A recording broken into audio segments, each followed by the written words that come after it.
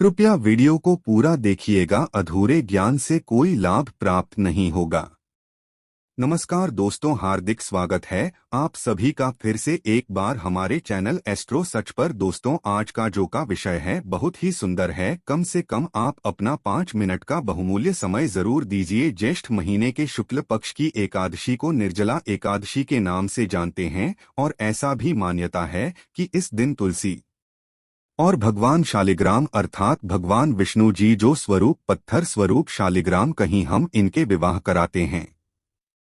इस दिन से ही मांगलिक कार्य जो होता है शुरू हो जाता है।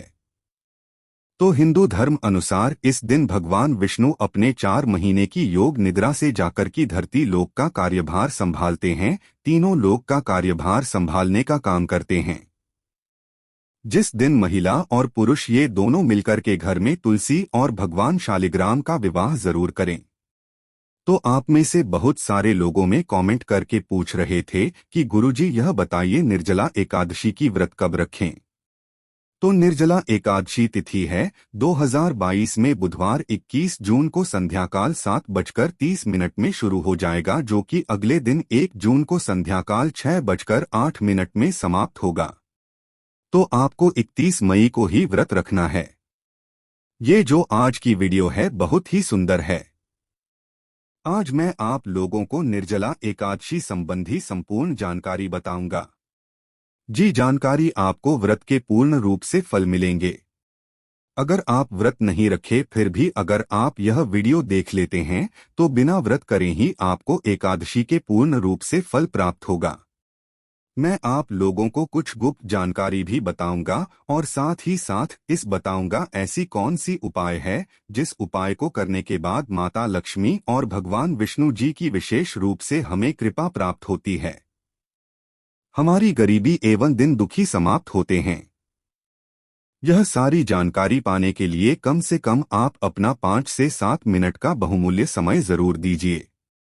वीडियो में आधे बनने से पहले जानकारी बताने से पहले सभी दर्शकों से गुजारिश करना चाहूंगा, वीडियो में आगे बनने से पहले अभी तक आपने हमारे वीडियो को लाइक नहीं किए तो वीडियो को लाइक करें, चैनल को सब्सक्राइब जरूर कर लीजिए और बाजू में बने जो बेल का आइकन है वो भी प्रेस कर लीजिए, ताकि जब भी मैं इस प्रकार के नए नए जो ज्ञान भरी वीडियो डालूं इसका नोटिफिकेशन आपको सबसे पहले मिल सके। देखिए, हमारे चैनल का मकसद है जनहित एवं जन कल्याण करना। तो सर्वप्रथम जानते हैं देव उठनी एकादशी की कथा। ऐसा माना जाता है जो भी साधक सच्चे मन से देव उठनी एकादशी की कथा को ध्यान पूर्वक सुनते हैं तो ऐसे व्यक्ति की जन्मों की गरीबी एवं जन्मों के पाप दोष मिट जाते हैं, व्यक्ति दोष रहित हो जाते हैं। फिर ऐसे व्यक्ति जीते जी सुख को भोगते हैं और मृत्यु के उपरांत मृत्यु के पश्चात आपको विष्णु के वैकुंठ की प्राप्ति होती है। कथा ध्यान से सुनना, फिर इसके बाद और भी इसके गुण भरी जानकारी बताऊंगा। तो पौराणिक कथा के अनुसार एक राज्य में सभी लोग एकादशी व्रत रखते थे। उस दिन नगर के किसी भी व्यक्ति या पशु पक्षी जो है अन्य नहीं खाते थे। यहाँ तक कि दाना भी जो पशु पक्षी है वो नहीं खाया करते थे। एक समय ऐसा हुआ कि किसी दूसरी जगह की एक व्यक्ति ने राजा के दरबार में पहुंचा। एक व्यक्ति राजा के दरबार में और नौकरी देने की प्रार्थना करने लगा।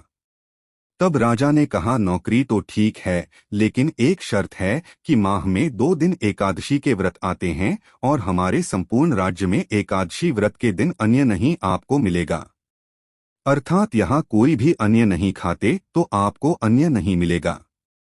राजा ने नौकरी की यह शर्त उन्हें बताएं। उस व्यक्ति ने नौकरी के लिए राजा की शर्त मान ली और अगले माह एकादशी व्रत था। उस दिन उसे अन्ना नहीं मिला। उसे फलाहार की सामग्री दी गई। के दरबार में पहुंचा और राजा जी से कहने लगे कि हे महाराज, फल से मेरा पेट नहीं भरेगा, मुझे अन्य चाहिए। यदि अन्य नहीं खाऊंगा तो मेरे प्राण निकल जाएंगे। राजा के सामने वह व्यक्ति गिड़गिड़ाने लगे।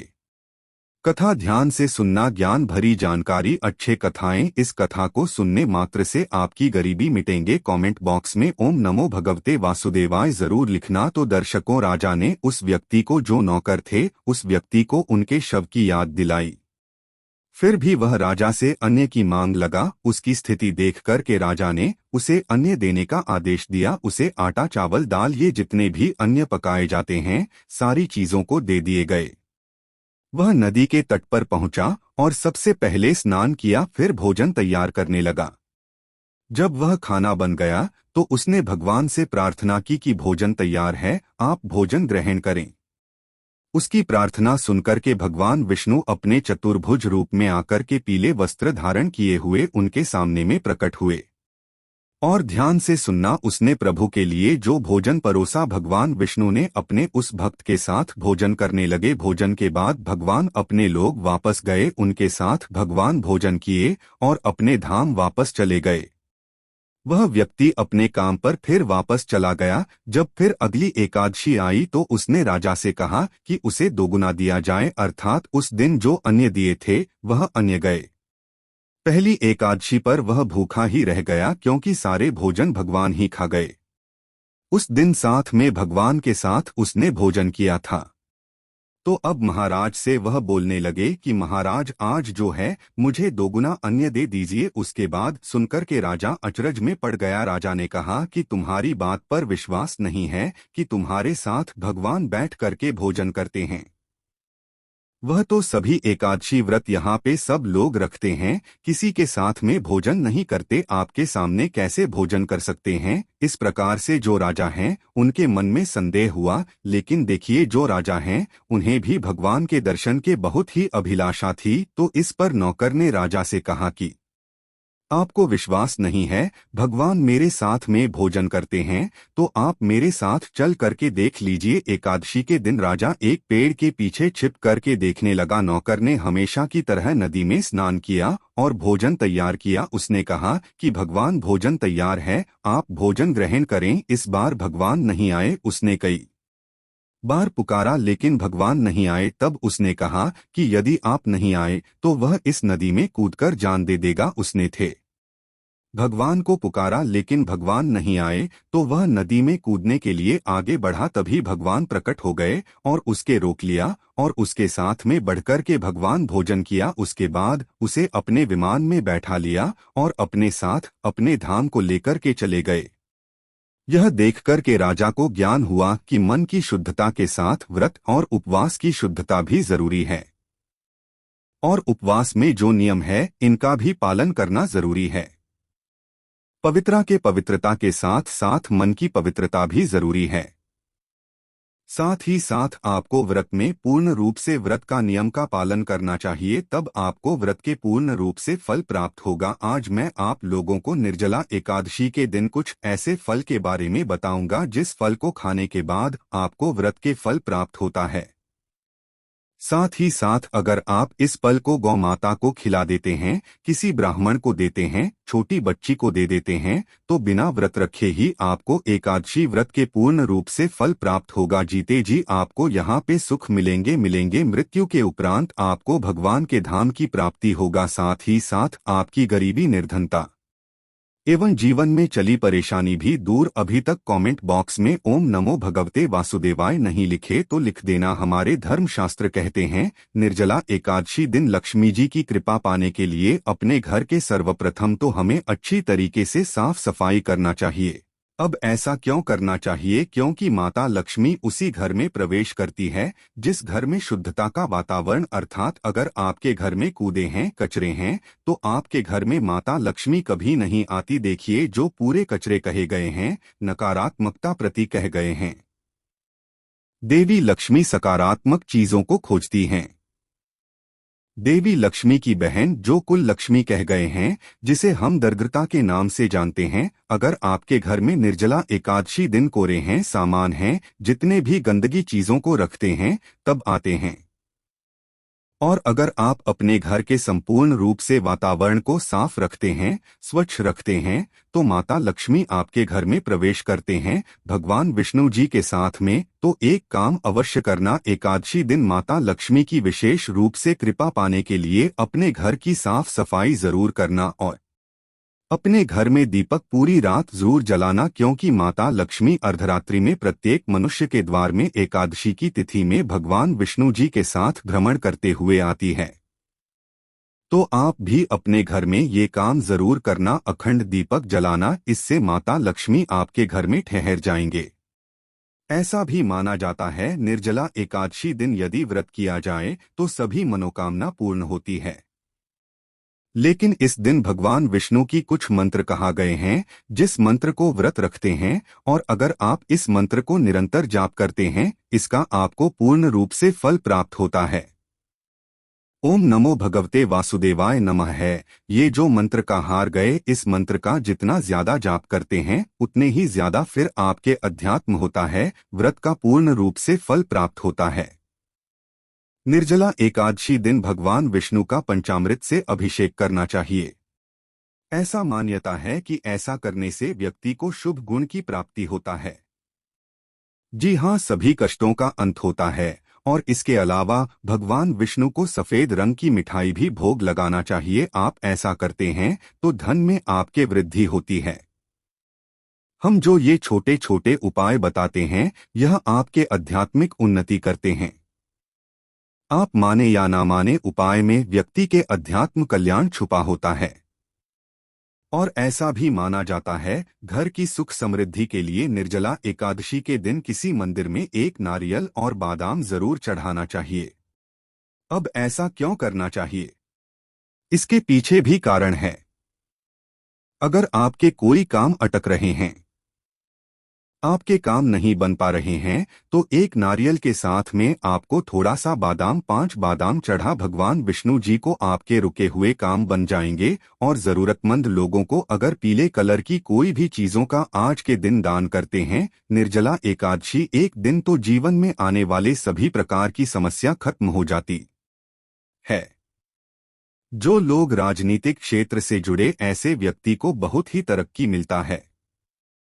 एक बात आप सभी दर्शकों को बताना चाहूंगा, निर्जला एकादशी दिन माता तुलसी के पूजन जरूर करना चाहिए और शाम के समय तुलसी के पौधे के समक्ष घी का दीपक जलाना चाहिए। और इसके साथ ही भगवान विष्णु की जो मंत्र बताया हूँ, नमो भगवते वासुदेवाय, इस मंत्र का जाप करना और माता तुलसी को इस दिन आप जो है चुनरी कलर की जरूर भेंट कर देना। इससे आपके घर में धन के भंडार बढ़ते हैं। लेकिन इस दिन तुलसी के पौधे को हिलाना नहीं चाहिए, भूलना नहीं चाहिए, क्योंकि इस दिन तुलसी माता स्वयं व्रत रखती। आइए अब इस वीडियो में जानते हैं निर्जला एकादशी को क्या न करें, क्योंकि यह जानना जरूरी है। अगर आप निर्जला एकादशी के दिन कुछ गलती कर बैठते हैं तो इसके कारण आपको व्रत का पूर्ण रूप से फल प्राप्त नहीं होता। इसलिए आपको निर्जला एकादशी में यह बिल्कुल ही कुछ कार्य जिसे करने से रोकना चाहिए। मैं सभी दर्शकों को बताना चाहूंगा, प्राचीन ज्ञान चैनल का मकसद है जनहित एवं जन कल्याण करना। इसलिए आप सभी दर्शकों को इस प्रकार ज्ञान भरी जानकारी बताए जाते हैं जिससे आप सभी दर्शकों का आध्यात्मिक उन्नति हो। हिंदू धर्म के अनुसार एकादशी चावल का सेवन नहीं करना चाहिए। देखिए, अगर आप चावल खाते हैं तो एक टाइम खा सकते हैं जो लोग बीमार पड़े हैं, लेकिन प्रत्येक मनुष्य को चाहिए कि निर्जला एकादशी के दिन व्रत जरूर रखें।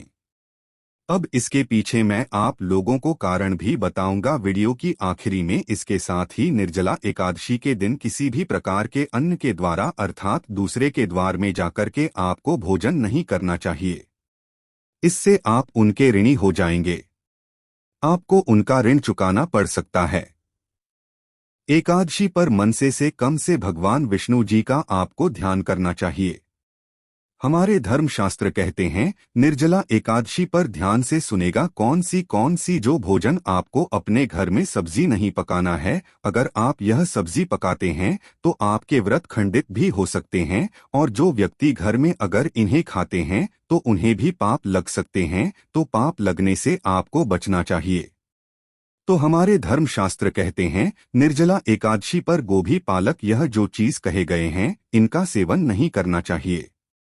निर्जला एकादशी व्रत रखने वाले व्यक्ति को बिस्तर पर नहीं सोना चाहिए, जमीन पर ही सोना चाहिए। और एकादशी वाले दिन पर आपको बाल है, नाखून है, नहीं करवाना चाहिए।